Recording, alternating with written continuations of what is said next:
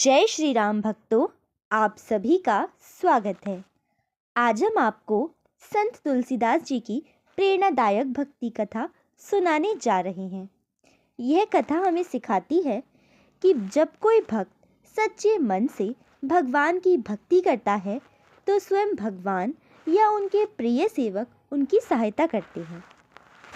तुलसीदास जी की भक्ति और हनुमान जी की कृपा से हमें भक्ति मार्ग पर चलने की प्रेरणा मिलती है। अगर आप ऐसी ही आध्यात्मिक और भक्ति से भरी कहानियाँ सुनना चाहते हैं तो वीडियो को लाइक करें, चैनल को सब्सक्राइब करें और कमेंट में जय श्री राम अवश्य लिखें। तुलसीदास जी का जन्म और प्रारंभिक जीवन।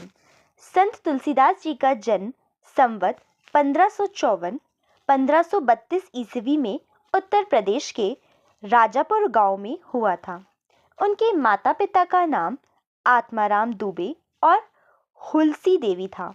जन्म के समय तुलसीदास जी मां के गर्भ में 12 महीने तक रहे थे और जन्म लेते ही उन्होंने राम शब्द का उच्चारण किया था। उनका बचपन बहुत संघर्षपूर्ण रहा। माता पिता के निधन के बाद एक संत नारायण दास जी ने उनका लालन पोषण किया और उन्हें बचपन से ही राम भक्ति की शिक्षा दी। तुलसीदास जी का सांसारिक मोह और वैराग्य।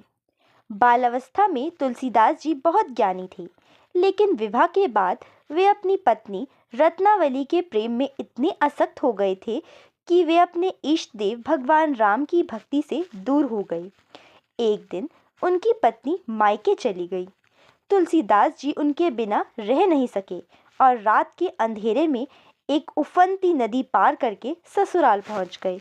जब पत्नी ने उन्हें उस तरह आते देखा तो वे बोली, इतना प्रेम यदि तुम भगवान राम से करते तो तुम्हें संसार के दुखों से मुक्ति मिल जाती।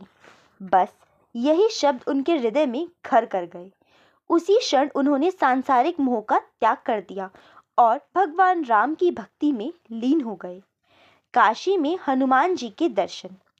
तुलसीदास जी भगवान श्री राम के दर्शन करना चाहते थे, लेकिन उन्हें यह पता नहीं था कि वे कहाँ मिलेंगे। उन्होंने कई वर्षों तक तीर्थ यात्रा की और अंततः काशी में भगवान शिव की उपासना करने लगे।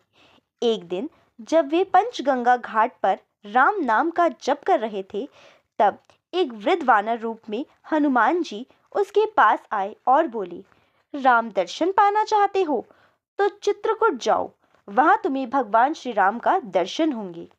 तुलसीदास जी ने उस वृद्ध बानर को प्रणाम किया और तुरंत चित्रकूट की यात्रा पर निकल पड़े। चित्रकूट में भगवान श्री राम के दर्शन।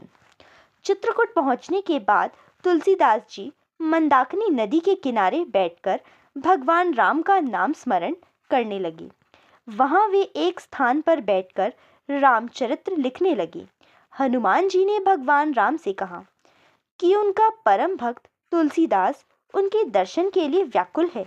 भगवान राम ने अपने भक्त की पुकार सुनी और एक दिन साधारण राजकुमारों के वेश में तुलसीदास जी के सामने प्रकट हुए। वे उनसे आशीर्वाद लेने आए, लेकिन तुलसीदास जी उन्हें पहचान नहीं सके। जब वे जाने लगे तो एक दिव्य आवाज आई, तुलसी, तूने हमें पहचाना नहीं, हम ही तो तेरे राम हैं। यह सुनते ही तुलसीदास जी भगवान राम के चरणों में गिर पड़े और उनकी आंखों से अश्रु बहने लगे। रामचरितमानस की रचना और हनुमान जी की कृपा, भगवान श्री राम के दर्शन के बाद तुलसीदास जी ने अपनी पूरी ऊर्जा राम कथा को लोक भाषा में लिखने में लगा दी। उन्होंने अवधी भाषा में रामचरितमानस की रचना की, जो आज भी करोड़ों भक्तों के लिए आध्यात्मिक मार्गदर्शक है।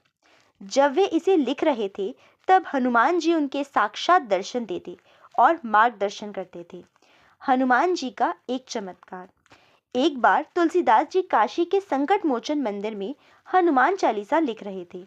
अचानक एक अज्ञात बल से उनकी लेखनी को रोक दिया। तुलसीदास जी समझ गए कि यह हनुमान जी की लीला है।